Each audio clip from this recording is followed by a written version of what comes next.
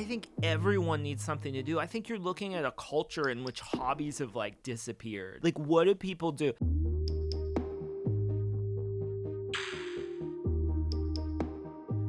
So I had an artistic dilemma this morning.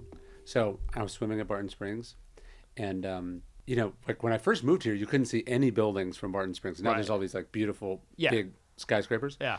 But like it was probably the prettiest sunset or sunrise that I've ever seen over Barton Springs, and I've swum there hundreds of times. Yeah.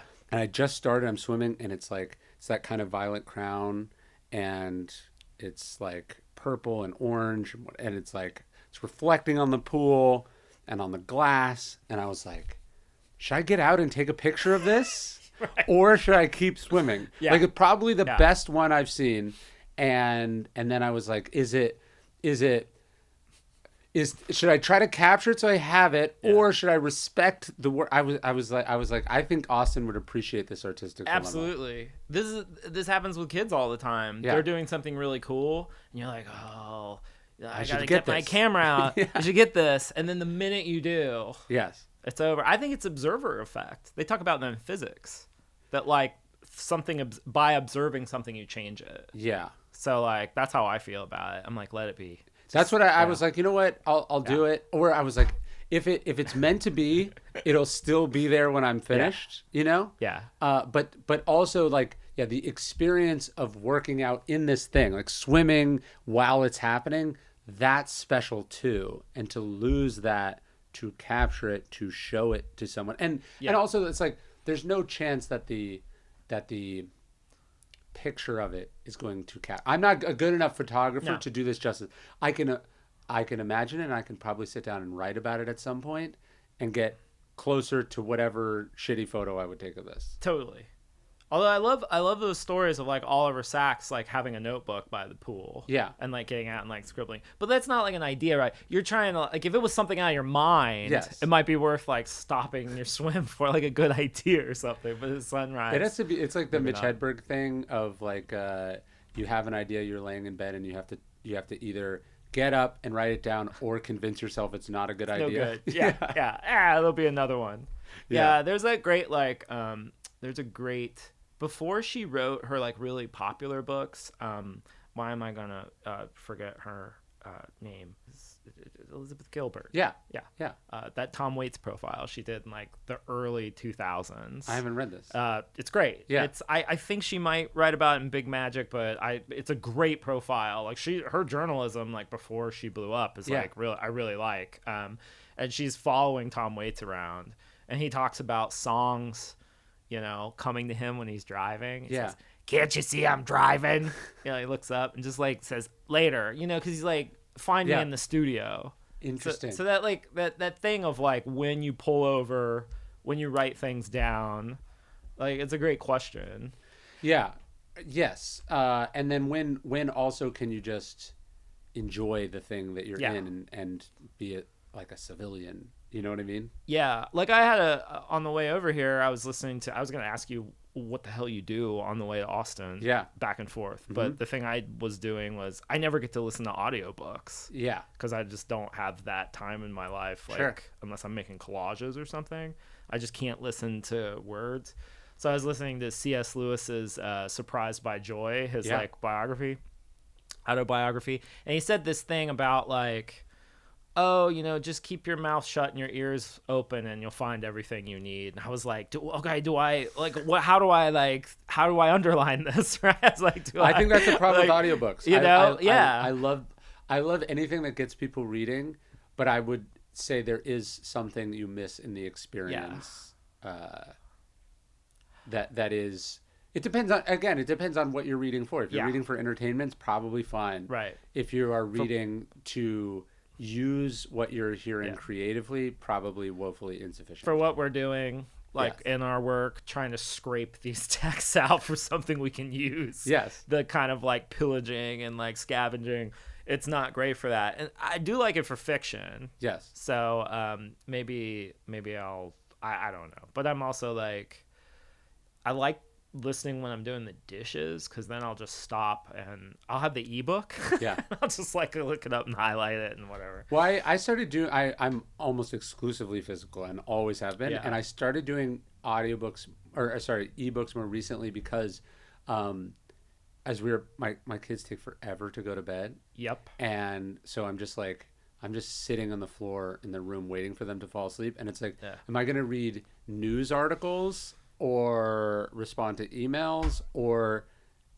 it was a choice between what's the lesser evil. Right. I'd rather read a book and not get what I could out of it because I'm not underlining it with a pen than read a bunch of articles that I'll also never remember. And like you want to signal to them that you're not just like, you know. No, this is a book, I promise. Yeah. So something exciting happened in our house recently that you'll love is that I bought Owen a Kindle, like my oldest who just turned 12.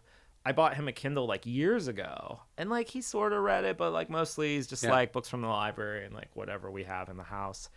Well, he's gone to middle school now, and he brings it in his backpack every day. Wow. So it's like this like really, really awesome thing. So he's like constantly asking me to like get him new stuff. So you got him hooked is what you're saying. Yeah. So like now, but I think you know this now. You've been in the game long enough. You have to play such an extremely long game with kids. Yeah. And I love it when you're like something that you bought like 3 years ago. Like finally they're into it. But that like might be how long it takes, right? Yes. Yeah.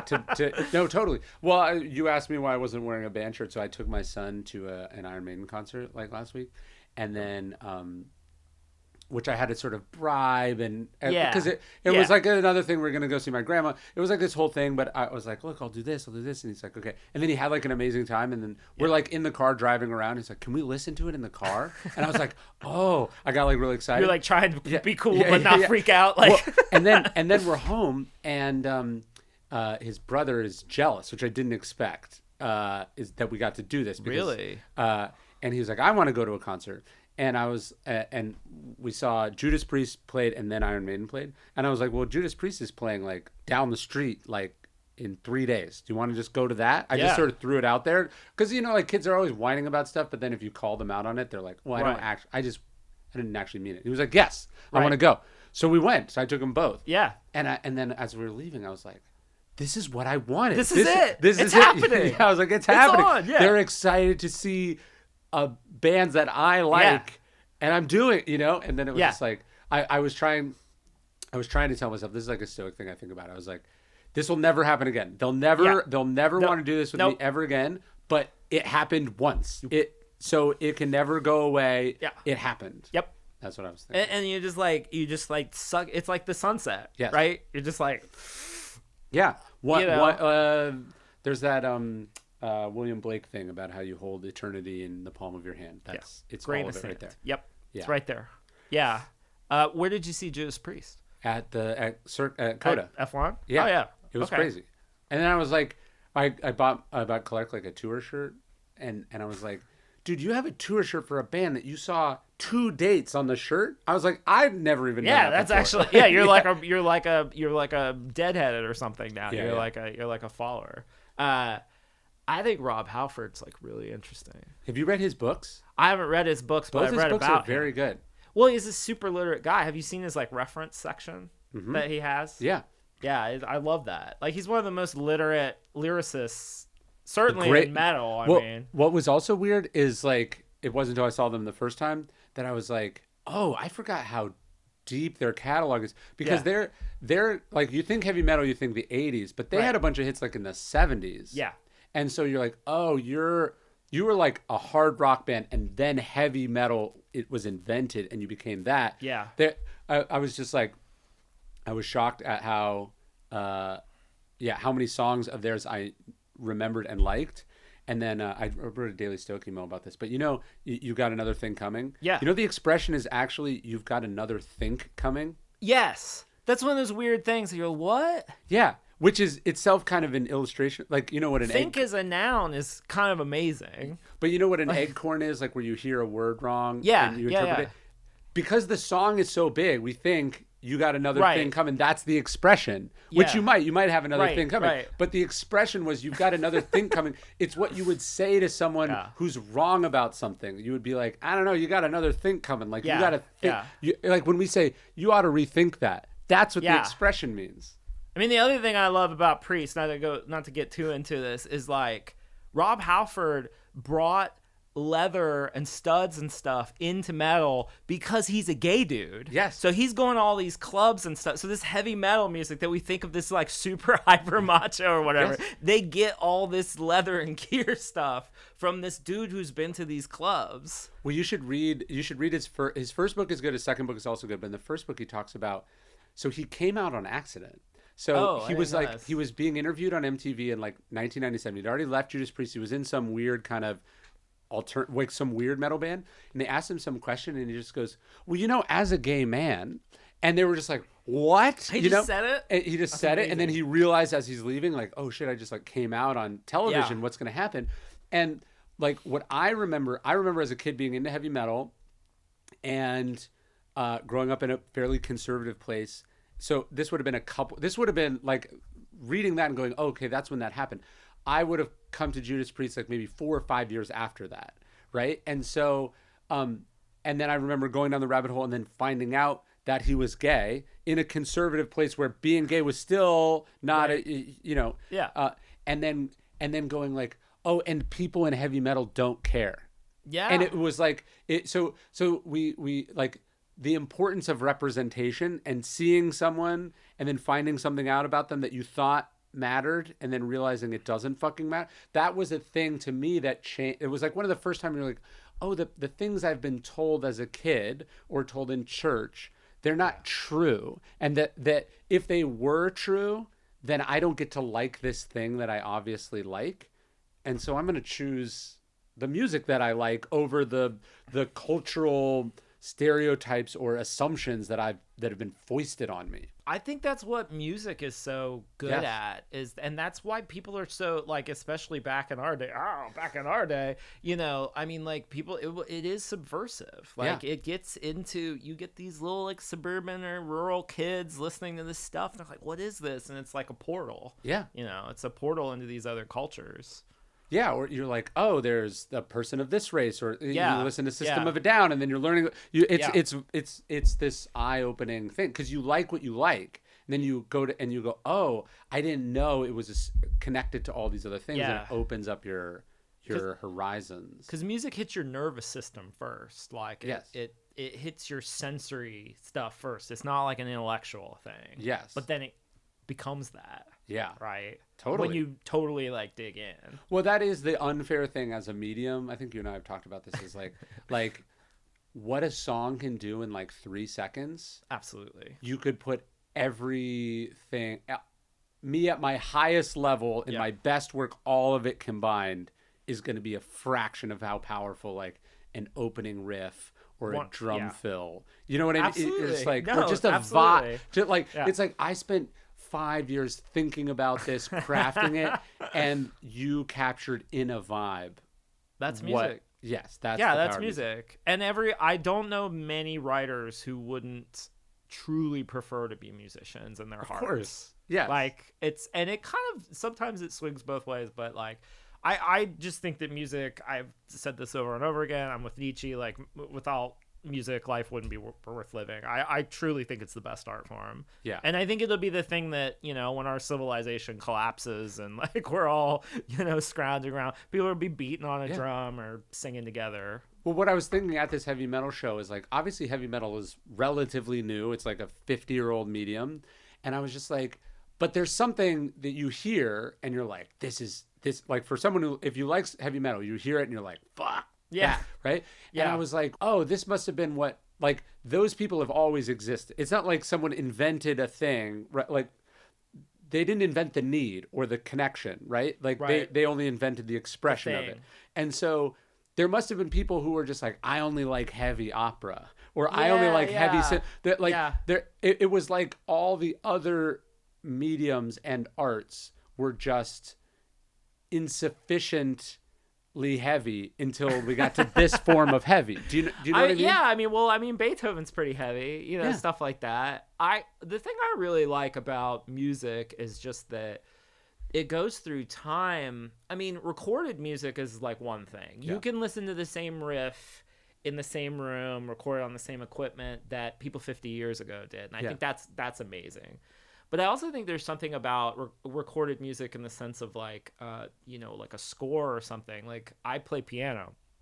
And when I'm playing Bach, there's this really weird thing that happens where I'm like, he put his fingers in the same places, in the same like order. Yeah. And I can look at this, I can look at this page and I can recreate where he put his hands. And it's like this thing that like freaks me out every once in a while. Well, I was just thinking, I've seen like a reel, it's kind of a trope at this point, but it'll be like, imagine you're in like Vienna in 1842 and like this song drops right. and then it play and then the people are like doing some like crazy like dance from then and you're like, oh yeah, these things must have like Mark Maron talks about like being in high school and like Van Halen just appearing and just like being in the parking lot and hearing Eruption and just imagine you're in Vienna or you're in and it's like someone invented like the modern piano not that long ago, or the guitar, like, and just those things, it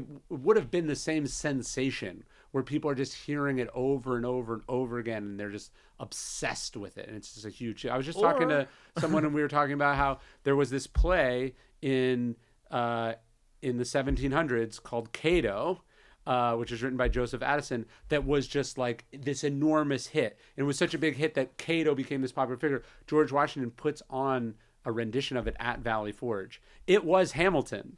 Oh. You know what I mean? For the founders. Yeah. It was Hamilton for the founders. And it's like, oh yeah, stuff happens and it's just a smash. It's huge, yeah. But then on the other hand, you got all this stuff like Bach wrote all this stuff for church just because he needs something new to play. Sure. And I love that too. I like Bach because like, so one thing that's really interesting to me is when people get ideas in their heads about like the authenticity of musicians versus what was actually true. Like a lot of people look at like the Stones versus the Beatles and they're like, oh, the Stones are all hard. Like the Beatles are these soft boys. And like Lemmy from Motorhead in his memoir, he's like, dude, Ringo's from the Dingle. Like in Liverpool. I love that line. Ringo's from the Dingle. And like they were like the Beatles are like pretty like, middle working class, like kind of tough, like Hamburg guys.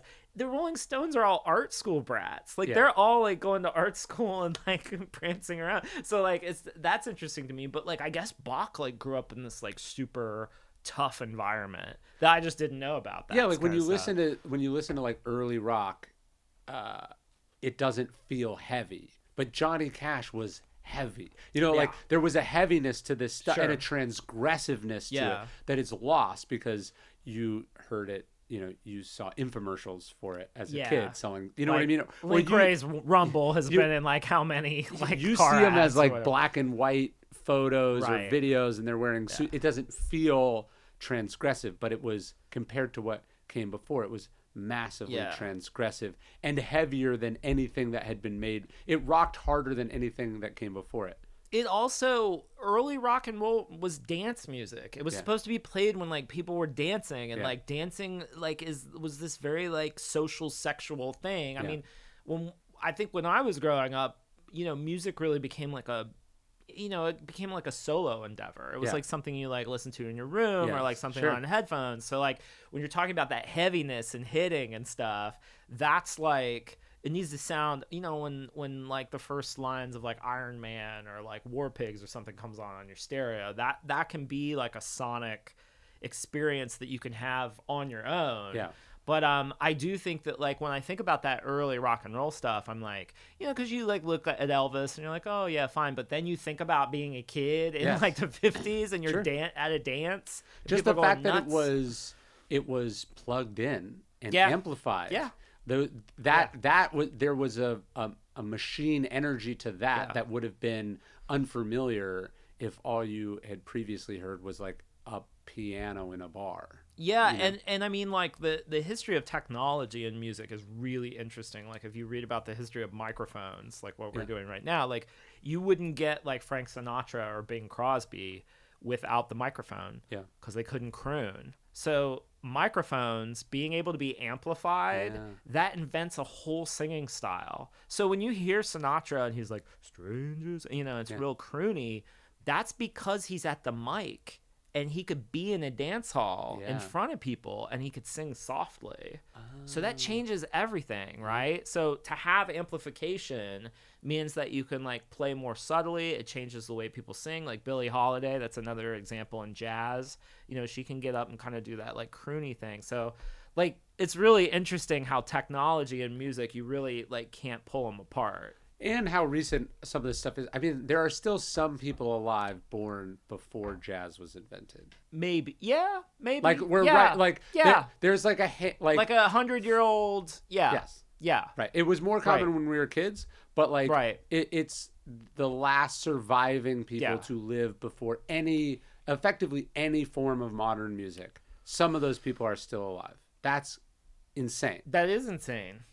Yeah, I mean, like history is short, right? Yeah. I mean, it just is. And so, like, yeah, I mean, the 20th. I mean, the thing I think the thing that I'm pulling apart personally is there's that great Nate Bargatze piece where he says, "I'm from the 1900s." Yeah. Have your kids done that to Yeah. you yet? Uh-huh. Well, Dad, you were born in the 1900s. It's like, oh no. But it is starting to strike me like just that century, just the incredible, you know, Well, the one that hit 0 me to is 60 of it. It's like we are to the 90s today what the 90s were to the 60s. Yeah. And you're like, oh, okay, that gets really short really fast. Really short, really fast. And then you have to ask yourself, yeah, people are like, oh, well, you know, kids don't know who Paul McCartney is. And you're like, well, did anyone know who?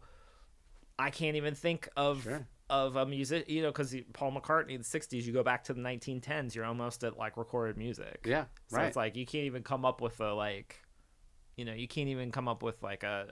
comparison. So you said something earlier about Elizabeth Gilbert's, like she was writing some profile. I love moments like that. I remember I was researching something for a book once, and I found like an article that Malcolm Gladwell had written as a reporter for the Washington Post. It was like a profile of Tupac or something, and like not like a big one, just like a filed piece about like a news event. Yeah. And you go, oh, this was you getting your hours. Yeah. Like this is Putting where your all hours that in. came Yeah. from. This was you just learning to be a writer. You had no control over what you were writing or how you were writing. You were just doing your thing. Yeah. I really I regret not getting a journalism background or not writing for like a paper or anything. Just because so many of my favorite writers had that background. But I will say that that's like what all the blogging was about. Yeah. You know, and I feel really lucky that in the early days, I mean, I was just old enough that blogs were just like a really big deal when I got out of college. And I'm starting to see all that stuff as like how contextual it actually is. Because like when I talk to like younger people now, I'm like, I don't know, you know, because it's just like, well, what's big, right? Like I keep thinking about context. I think about context all the time now because I think that people have their heroes and that's fine. And I'm a big hero person too. They're like people I worshipped and looked up to when I was younger, and I do think that we're brought to our work through the inspiration of other people. But as I get older, I really want to encourage people to think about the context that their heroes were in, because every hero that you look at, there was a context for what they did. There was a genius to the genius, right?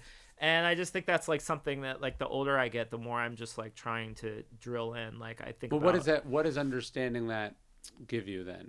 I think for me, it's just about understanding that the people that you look up to were in a context and they made choices, or they didn't make choices about their work based on the context, or they were forced into certain things, and it's up to you to really use your context to your advantage, I think, or to situate yourself. There's a couple of ways you could do about it. Like you could be like, well, I'm in a context in which TikTok is a big thing. Yeah. Okay, I'm going to get on TikTok.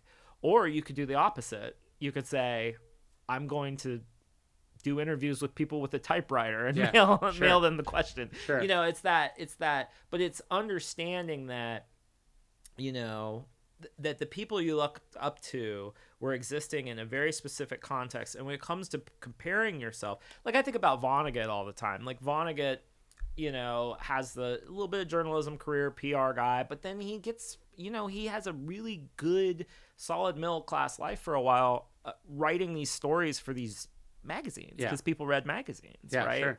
And so I think that imagine getting a work of fiction published in not book form and making a living from it. Make you $4,000 in 1960 on it, right? So I think for me, it's just when I think for me, it's just about looking around and being like, what can I use? Yeah.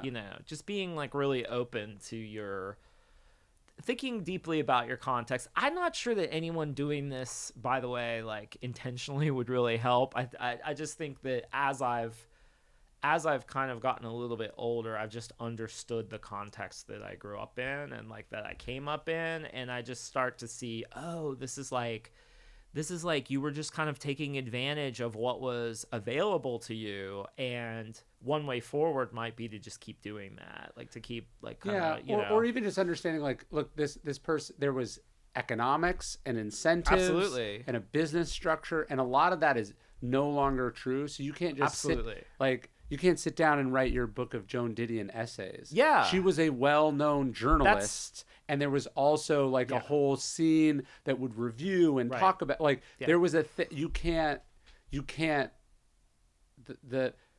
there are only vestiges of that left. Yeah. And so pretending that you can she can be your hero, but you have to figure out how to do it in a new way. How you can't just pretend to do that thing. Exactly.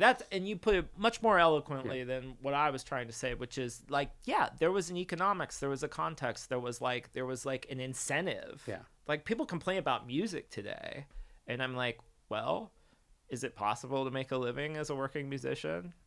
It's really not. Yeah. If you read about it, there's the top and then there's everybody else. And I mean, back in the I always think okay, 1965 to 1975, if you take a look at a lot of recorded music, that is a dream era of albums. Well, people bought albums. Yeah, sure. They all had records. You know what I mean? And so there's a reason that stuff is so good and why you love that stuff so much. And part of it was the economic context. Well, you talk about show your work. It's not just an artistic decision to do it. It's they used to be able to just operate in a black box and be my thing's out. And then there was a system, a structure that could surface new work to people. That doesn't exist. Right. You have to bring people in with what you can't start at zero. Your chances are you're not going to make such a singular work of genius that just shatters everything and every once in a while that happens, but that's a very dangerous bet to make on yourself. Yeah. And I mean, I think the requirements now are so great of the skill set that it takes. I mean, I think what we're losing culturally probably is that in the old days, just sound like agent. You could be bad at life. Yeah. I mean, a lot of artists and sure. Creative people, they could be really bad at life. They could be not good at self-promotion. They could be not good at finances, but they could play the hell out of their guitar and they could sing. Athletes used to be able to smoke in the locker room because it wasn't the actual athletic demands were not as the level of expected performance. Not that they weren't great, but there's a famous JJ Redick thing where he gets in trouble. He's like, look, they were playing against plumbers and insurance salesmen, and it's partly true, they weren't full-time professional athletes. High. Every year, every year, the level of expected performance gets higher. Yeah. And it becomes harder and harder to be a dilettante or to be there's a lot of artists that were crazy and just mentally unstable, but they were so good. And the environment, the cultural and economic environment was conducive to them being able to succeed in spite of that. Right. And that is not true. They didn't have to run some 24/7 feed of their life and present a certain way and well, they didn't have to work with people, there was just you were able to be a deranged lone wolf, a rabid lone wolf. I mean, I don't know how much. I mean, I do think there was a certain amount of. I just think that part of the thing I'm worried about culture, and there's a woman named Jessica Crispin who writes really well about this. It's just like, what do we do with people that are bad at life? Yeah. Like, it used to be that like the arts were a place that they could go. No, I heard someone say that on a podcast. Like, the arts used to be where you could go if you were mentally unstable. You know, like, and the environment sort of forgave and enabled in some ways, but also just was like, look, they're a great actor, but they're nuts. We're going to make it work. Yeah. But there was a guy that used to run a TV show and you know what I mean? I'm like, if you don't have him doing his TV show, what if he runs for president or something like that? You know what I mean? I mean, like, these people, these maniacs, like, the arts in some ways are a good place to keep maniacs quartered. It was like our Australian penal colony where we're like, we'll send them over just there. Keep them in the arts. Like, Hitler, go to art school or something. You know, like, Totally. I mean, you know, there is something to, like, people need things to do. And it's a healthier place to work out your enormous childhood wounds than in the stock market or geopolitics, where you or can do whatever. some real damage. Yeah, totally. These are the unpopular thoughts I like to have a lot of the time. I think that's why, like, in some ways, you know, I am just such a proponent of everyone practicing some kind of art form, no matter how badly. Because I always think that time spent doing something creative, like on your own or like as a hobby or something, like, that just means you're not out on the street bothering someone, you know, or wreaking havoc. I mean, there's a reason, like, where, you know, in high schools and stuff, like shop class and stuff like that was to, like, keep kids out of trouble. Like, I remember like hanging out in the art room in high school. It's like, yeah, that's a place to go, so you're not like out on the street like setting things on fire. No, I said this in my talk yesterday. I was talking about Churchill and painting, and I was like, for someone who loved painting, it's interesting how he never really got good. Like, his paintings are not good. It doesn't matter. But they're worth a lot, and we celebrate them because of what they allowed him to do. Yeah. Right? Yeah. Like, that it was an outlet for him that enhanced the thing that he did perform at an incredible level. Yeah. Right? Like, you have to have, you can have, a great person could and perhaps should have something they're not good at. I don't even think it's a great person. I think everyone needs something to do. I think you're looking at a culture in which hobbies have, like, disappeared. Sure. Like, what do people do? They spend it on their phone. Like, they spend it on their phone, raging on Twitter, or like getting pilled on 4chan or whatever, Reddit or whatever. It's like, we used to have, like, you know, and then I get real interesting conspiracy theories, like, you know, I don't know that people can afford to have a garage anymore. Like, do people have garages anymore where they can, like, tinker, or, like, you know, basement workshops and stuff? I'm just, like, really interested in this idea of, like, hobbies disappearing. No, like, look, imagine a world where Elon Musk got really into triathlons instead of Twitter. Give this clown something to do. Yes. This clown needs something to do. He needs, like, my hope for that man is, like, get him, like, into woodworking. Yeah. Like, he's a middle-aged guy. He didn't figure out, dude, you're supposed to go fishing now, or like get deeply into World War II books about history or something. Because you still have that manic energy, that obsession. Yeah. But it will feast on itself. Like, you get to a point where it can't go into more work, and if it doesn't go into something productive or at least socially adaptive, it will destroy you. I remember having a conversation at Dov Charney's house.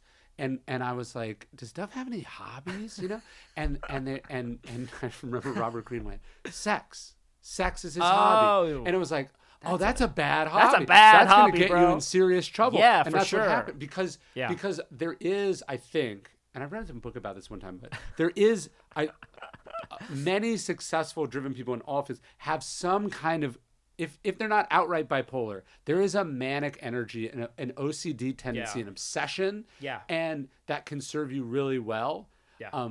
But it's eventually gonna find other places. You need to direct it or it'll destroy you. It needs to be channeled positively, you know, into something positive. Yes. I also think these people have big holes in them. Like Yes. I mean, yeah, of course. I was doing I was doing an interview with this fella named Franz Nicolay, who wrote this book called Band People, which is about working musicians. And I said, "Where do you think ambition comes from?" And he goes, "Oh," and before he could answer, I said, "I think it comes from a big hole in you." It does. Do you know Tank Sinatra?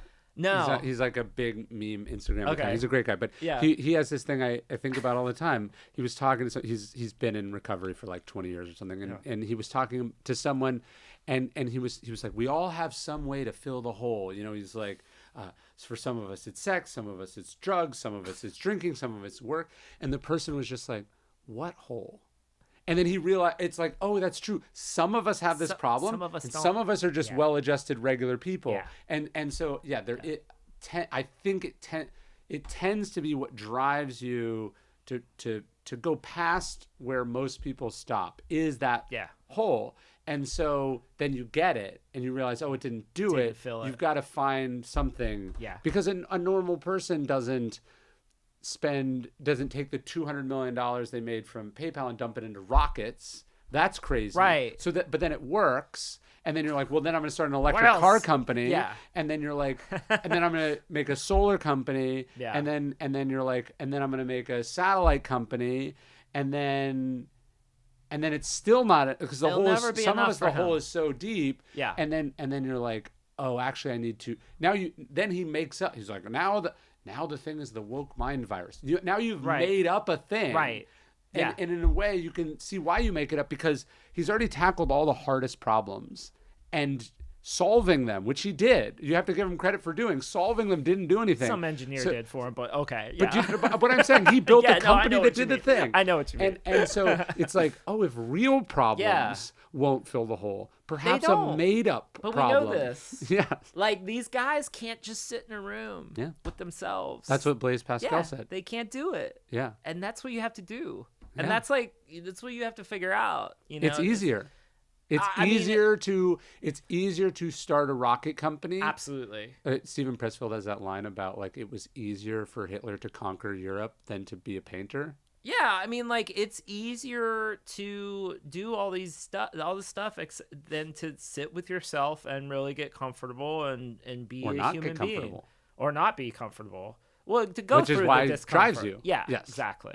I think, like, I really like that Shep Gordon, that Supermensch movie, where he just says, you know, it's just never enough. Like, fame is, like, it's not going to help you. It's going to make things worse. Yeah. And I think that's really important for people, you know, because there's so many people who, especially in the arts, like, they want to be famous, they want to get their stuff known and whatever. And you just really have to deal with that fact, like, you know, you might want to find your hole before all this stuff happens. You know, and try to fill it, you know, first. It's like our mutual friend Oliver Berkman says. He's like, or wait, was it him? No, I get my smart British fellows mixed up. I think it's Elaine de Botton who says, like, you know, like, if your kid has no need to be famous, you should feel good about that as a parent. And I think about that all the time with my kids. Like, I think about it. It's like the Forrest Gump thing, where he's like, "Is he like me? Is he like me? It's like you want him to not be like me. Yeah. Don't be like Dad." Yeah. But they get it. Yeah. I mean, like, I'm dealing, like, with this crush right now where my youngest loves, like, Scratch and Roblox and these things that are kind of pitched as, like, learn to code things. They're actually social media platforms for kids. So any parents, like, anyway, I'll go down the rabbit hole. But he's, like, upset they only has, like, 49 followers. Like, he really wants 50. Yeah. And that's something I'm having to deal with, like, a 9-year-old. That's how, like, deep this stuff gets in. Sure. And that's how early it happens now. And so I actually had a little bit of Stoic philosophy this week. I said, Jules, there are things you can control, and there are things that you cannot control. You cannot control how many followers you have. What you can control is you make the best game you can, the game that you like the most, that you want to play. Yeah. You have to make the game that you want to play. And yeah, easy for you to say, Dad, I've seen your follower count, you know, or whatever, you know. But it's like, that's how early it's hitting these kids. Well, many years ago, there was this study. Actually, Dr. Drew did it because he hosted Loveline. He would give a narcissistic personality index to the guests on the show. So he was actually like, because in an academic Great setting, sample set. yeah, you wouldn't actually be able to get access to those. And anyways, one of the things they found was that narcissism tended to be lowest in famous people who got famous through some form of mastery. Oh, so like yeah. A reality TV star chose, Yes, in some ways, the easiest way to get famous, or chose the thing that is the most sort of pure fame, as opposed to the person whose fame was a byproduct of their obsession with the thing. So like Travis Barker is very famous and has been on a reality show, but he's famous because he's clearly profoundly obsessed with the drums. Right. Do you know what I mean? He has this thing that he can't not do. But it's a thing that he's a humble student of, even though he's great at it. Right. And so it's almost like the more technical the thing you get interested in, the better served you're going to be if it is a thing that is a path to some sort of public persona. Like, I think writing is really fucking hard, and you do it a lot. Like, even though you can become famous for writing, you're not doing your writing in front of people. Right. It's at the end a solitary, humbling activity. And your last one never writes the next one for you. No, you're starting from. It's actually harder. Sure. It gets harder, especially if you have any kind of success. That's better than, say, a talk radio host, where it gets easier and you become more bombastic and more just like what that profession selected for was your love of your own ability to pontificate on the fly, right? Yeah. And so it's actually just making you an insufferable egomaniac. Yeah. You're not, oh shit, I am starting from scratch on this. You know, like right. No one. That's a good point. That's really interesting. Have you read David Foster Wallace's essay on talk radio hosts? A long time ago. It's so good. But it's like, this is not, and I think you're seeing podcasts break a lot of people's brains. There's a reason that a lot of, I think, podcast hosts have drifted towards sort of misinformation and extremism, because they don't have another thing if you don't have another thing that you do that's really hard. Yeah. What do you put your life towards? Yeah. Well, I'm interested in this concept of cheap talk. So both my sons stutter. They're people who stutter, and so I've gotten really into the stuttering community. And there's a researcher in the stuttering community named Joshua St. Pierre, I think is his name. And he has this thing he talks about called cheap talk. And his idea is that our culture, our capitalist system or whatever is hungry for cheap talk. And I'm trying to think of, like, talk show hosts would be one thing. You know, I'm watching baseball this week. This idea that the more you talk, the more value you're providing or something like that. And what it really becomes is a culture of BS. Yes. I don't know why my brain is failing. There's like two things that he says like come up, but you can see it on like social media. It's like the more I'm engaged, the more I'm chit-chattering, the more I'm saying, the more like engagement I get and whatever. And so I'm really interested in this concept of cheap talk and like how do we make talk or words or saying things have more meaning? Or how do you get, I think a lot of people are not good at noticing cheap talk or bullshit. Yeah. Like I was listening to Vivek Ramaswamy on Ezra Klein when I was driving yesterday, and I was like, this is a person who's good at talking but not saying anything. Do you know what I mean? Oh, and you're just like, oh, and this has been exacerbated and encouraged by the social media algorithm and the sort of performance art that he's been doing. He was like, you know, as a politician, and I was like, bro, you're not a politician. You've not been elected any fucking offices. Right. What are you talking about? and so like there's just this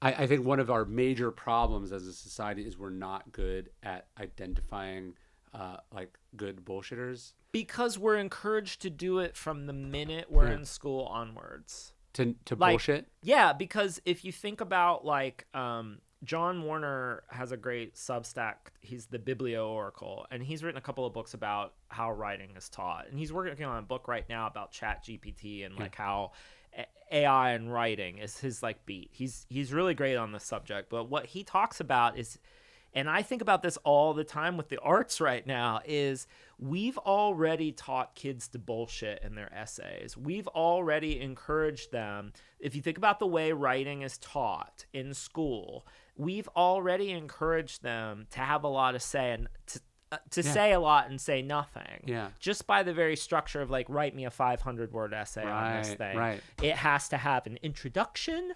Forget all the Michel de Montaigne you've read. Like it has to have this and this and this, and you have to fill the boxes. Sure. And so like we've already encouraged kids to be mediocre writers and to bullshit basically, and that just like. That goes all the way up is how like John talks about it. And I think he's right. And one of the things I think about just culturally right now, why people are so excited about AI or not excited about AI is we've already been fed slop for the past 20 years. Yeah. I mean, we've been fed computer-generated, mass-produced, lowest common denominator Hollywood slop for the past 20 years. Why would we? Oh, yeah, sure. Make an AI movie. Well, Can people actually discern? No. What's good? Well, that's going to be so AI is obviously here. It's going to change things. Yeah. And people think, oh, it's going to be about, it's going to do all this stuff. Actually, to me, the key skill is going to be how good are you at spotting slop and bullshit, right? Yeah. So I was just writing something, and doing this big chapter about Lincoln in the book that I'm finishing, and I read probably 4,000 pages of stuff on Lincoln. Yeah. And so like, and as I've been crafting it, I was like, where's this quote from? Who did I get this from? Right. And I was like, oh, I just asked. I was like, where did this Lincoln quote from? And they were like, oh, that's actually not a quote. ChatGPT was like, that's actually not a quote from Lincoln. That's about Lincoln. That's Mark Twain talking about Charles Dickens. And I was like, well, I know that's not true. Right. And I was like, are you sure? No. And it said, oh, actually, no, this is Tolstoy talking about Lincoln. Because there's this great passage from Tolstoy where he tells a story about Lincoln. And I go, I'm pretty sure it's not. And I go, I think it's John Hay. I was like, can you confirm this is John Hay and Nicolai? And it goes, oh, yes. It's from John Nicolai and Hay and Nicolai. And I go, okay, can you show me where so I can find it? And it goes, it's book 11 in their memoirs. And I was like, show me the larger context. And it was like, actually, I can't find the larger context. Yeah. They said something similar though, and I was like, finally, I was like, well, I know it's in one of these Google books. So I went to Google Books. Yeah, exactly. And it was from this journalist in like 1861 who was friends with Lincoln. Yeah. So watching this thing give me 5 consecutive wrong answers, and not wrong like answers, a scared intern, but confident lies. Like, oh no, yes. like even an intern wouldn't be. They'd be like, oh well, And the only reason I didn't get it wrong myself is that I have an intuition and a well-trained. Right. That doesn't seem right. Yeah, right? exactly. Yeah. And so if you don't have that, if you don't have a broad base, if you have a broad base of knowledge, then and you're well read and smart and good at spotting misinformation, you're media literate, AI can be this powerful thing that can help you do what you do better. Yeah. If you do not, it's going to eat you alive. Yeah, I mean, and like, I think it's Neil Postman in like Teaching as a Subversive Activity. A lot of people know his book. Amusing Ourselves to Death. Yeah.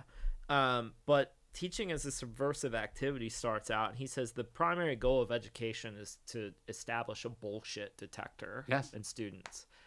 It's just not happening. Like much of it's all bullshit. He has a good line. He says, we today know everything the ancients didn't know, and none of the things they did know. They did know. And what they understood was they knew what a demagogue was. Yeah. They knew what truth was. Yeah. They knew what virtue. They knew these basic kind of bedrock fundamental human things. We forgot that, and we replaced it with trivia about shit. Knowledge. You know, like dates and places and plots, but not like the Odyssey isn't exploration of a man's tragic flaws, not a celebration of Right.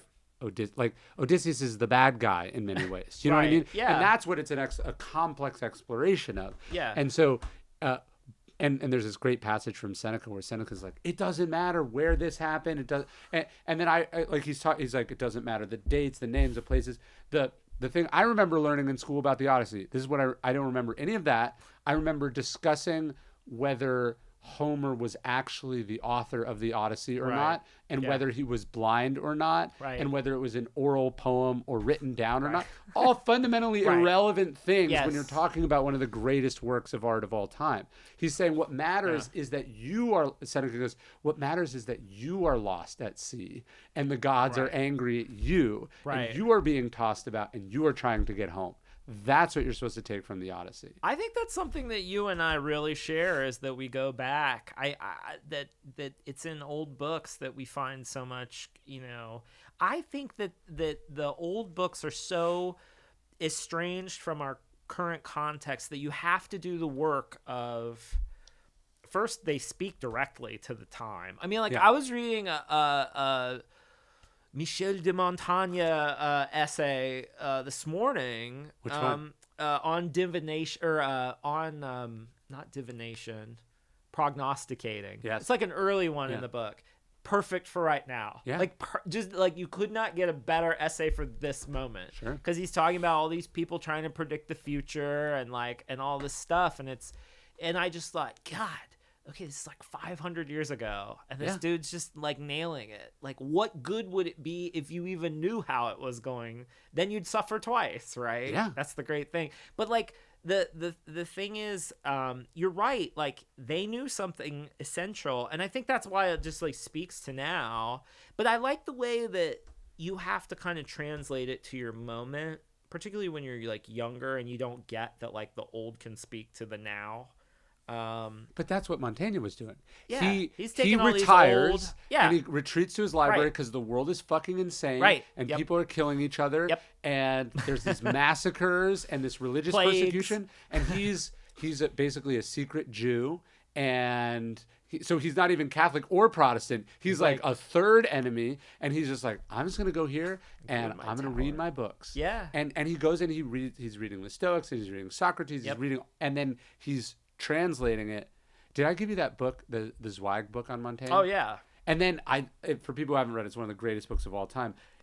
In the depths of World War II, as a fleeing refugee, Stefan Zweig discovers Montaigne in the basement that he's hiding in. Yeah. And he's a man fleeing persecution and dysfunction of his time, discovers Montaigne as Montaigne was discovering the ancients 500 years ago. And then I was reading it in 2017, and I was like, oh, this is it, man. This is a picture of a picture of a picture. Yeah. Or something. Yeah. And it's just there for you. And it's been there for the other thing that I think is cool. If you read him, is like all of a sudden, then you're connected to all these other writers who read him, Yes. and so then their work becomes deeper. And, I mean, there's a the way it couple works. passages that that Shakespeare almost certainly cribbed from his essays. From the, like Foria or whatever. Yeah, and you're just like, oh, this is amazing. Yeah. These, like our point about there's hits, right? Like this book comes out and it's like, what the fuck is this? That's what Montaigne did, because no one had ever made themselves no one had ever essentially written a memoir, an inward-facing exploration of their own beliefs, thoughts, vices, virtues, and it goes off like a bomb among smart people in Europe at that time. It gets translated in English. Yeah. And a good chunk of Shakespeare is informed by this guy, and they only overlap by like a couple years. It's crazy. I was petting your cat over in the store and thought about his essay. Is my cat my pet, or am I my cat's pet? Especially, it's just like, it's amazing. It's so contemporary, and but they were people. They were people. They were humans. And I'm worried that we're not being very human these days. What do you mean? I think we act like machines a lot of the time. I think the technology has kind of trained us to be like machine-like in a lot of ways.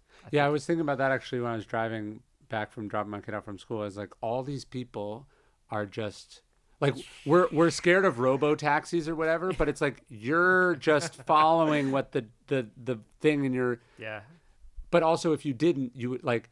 I've also been in like cars before where the driver is not doing it, and I'm like, it's like do the thing. Do the It's thing. smarter Just, than you. It's easy. It's Just smarter do than it. you. Yeah. Follow what it says. People in cars are like really fascinating. I was on we live on like a really busy like throughway in Austin, and I'm walking the kid to middle school. It's the dream or whatever, but I have to like go past all these meatheads in the morning. And this guy was revving his Mustang like really loud, and I couldn't stand it. And I said, "Yeah, man!" I shouted at him like real loud. I said, "Yeah!" And he looked at me. He was like, "Oh, somebody's in it." He started revving. I said, "You're the dude, man! You!" And he suddenly realized that I was like making fun of him, and he stopped. And he was like. And like, because it was just like, it was 8 a.m, man. But like, people are just like, and I didn't get shot. So that's a different hole that someone's yeah, trying to right. fill. Like, what are you doing? It's 8 a.m. All these kids are trying to walk to school, and you're in it. I find cars really fascinating, especially because like, that's why I wanted to ask you, like, what do you do when you drive to Austin? Because I don't drive anywhere anymore. Yeah. You know, because like I walk my kids to school, I bike all the time now. I live behind an HEB. Like I just like don't leave the house. Like I don't really leave the neighborhood. You know, I listen to podcasts and music, and then I like just roll calls. I just all the things that I have to do, I just get them done in the car. Like calling people or doing phone calls. My wife and I probably talk on the phone like an hour a day. Just talking to each other. Yeah. Oh, okay. Yeah. You know what I mean? That I can see. Yeah. I'm interested. So I'm driving to Lakey soon, and that's like a 3-hour drive. Like where? Lakey. It's like west of Austin, about 3 hours. It's where Lady Lodge is. I don't know if you've ever heard of this place. I'll tell you about it later. No one's gonna care. But it's West Texas. It's like 3 hours west of Texas. I'm like, should I raw dog it? Like, there's this thing called raw dog. Have you heard of this? I saw this clip where John Cena was saying he was stressed. Have you heard this? He was like, I was just stressed one day. He lives in Tampa. He's like, I stressed one day. It's just I got in my car and he drove all of Florida. Like he did the perimeter. He was like 18 hours. I just pulled back into my garage. I was like, wow, you are mentally ill. That is the craziest thing I've ever heard. That's like my favorite clip from the show Atlanta, where this guy's in his Dodge Charger and he's filling up the gas tank real quick, and he gets back in his Dodge Charger, and this guy goes, yeah, that's Herman, what's his name? He just got divorced. He's been driving around in circles. He said, take whatever you want, but leave me my Dodge Charger. And it's like, Dodge Charger, keep it in the divorce. But I'm interested in driving because it's something I don't do a lot. And then when I do it, I'm like, this is actually kind of interesting. Like, it's kind of fun. It's like a whole, like, mental... As a pedestrian, as a cyclist, you just, like, watch people and they're in their little ensconced 3,000-pound, like, steel frames. But, like, there is something about it that I think is, like, distinctly American, to being in your little space and moving through. When like, Texas, space and just time. The absurd distances that you have to cover. Unbelievable. We're driving to like Big Bend for the first time. Oh, and I'm amazing. I'm just like, all right, like here we go. But like, that's all day. Yeah. You know, and like even getting to Marfa is like 7 hours. Yeah, it's better just to do the fact that you can just drive. Are all you day going to stop in Texas, Balmorhall? Maybe, but it's going to be winter. But it's like Barton Springs. It's always the same temperature. Is it always the same temperature? Yeah. Okay. So like I can jump in. All right. Cool. It's worth doing. Yeah. Yeah. No, there's someone was telling me there's something special though as a parent. Like you want actually moments where you and your kid are staring in the same direction are really important. So like the commute thing is not ideal, but we're trying to make them most of it. I find the car to be some of the really fun moments. Yeah. Like, I think being in the car together is really great. I lied to my kids for a while and told them my phone doesn't talk to our old car. Yeah. So, like, I just play classical music in the morning so they can't play, like, certain stuff. Yeah. And then you get bored enough to talk to each other. Yeah. So I'm always, like, trying little tricks like that. Like, I love... who was it the other day that I was talking to about Steinbeck? Steinbeck tried to trick his kids into reading books by locking them in the cabinet and like making a big sign. Do you know this story? No. It's great. Oh, you'd love this. So this is for like Daily Dad Volume 2. Steinbeck, like, he's like, now boys, don't you get in this cabinet. Don't you read anything in this cabinet. He like locks the door and like puts the key like just like up on top of the bookshelf and like leaves. It's like, right, to make it something forbidden or taboo. Yeah, to make it kind of like this is off limits, and he kind of knew that the kids would be like, "Oh, we're gonna get in there." I told my youngest that fiddlesticks was the worst curse word. So now that's his thing. Perfect. It's amazing. Perfect. You want to check out some books? Sure.